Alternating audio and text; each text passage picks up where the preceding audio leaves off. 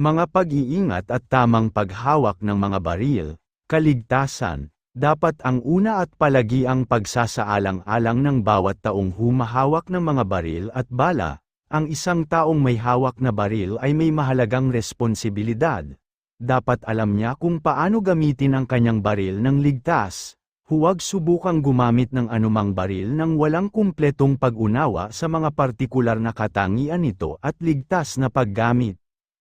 Una, dapat na may holster ang mga ito maliban kung iginuhit para sa isang tiyak na layunin.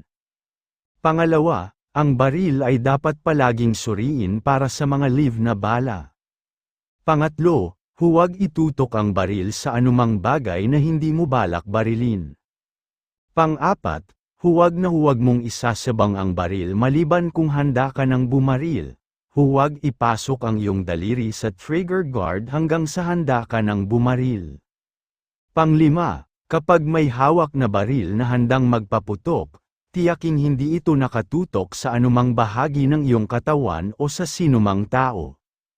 Pang-anim, palaging ay ugoy palabas ang silindro mula sa frame tuwing may gagawing inspection.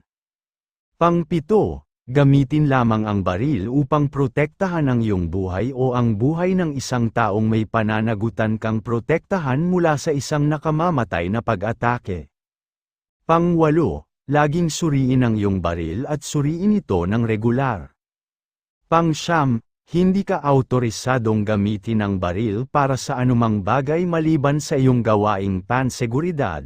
Palaging panatilihin sa iyong pag-aari ang Duty Detail Order, DDO, bilang iyong awtoridad na dalhin ang baril sa iyong lugar ng trabaho.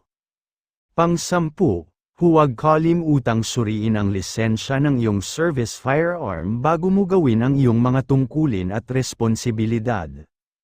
Pang-11, huwag iwanan ang iyong baril na walang nagbabantay para kunin ng sinuman.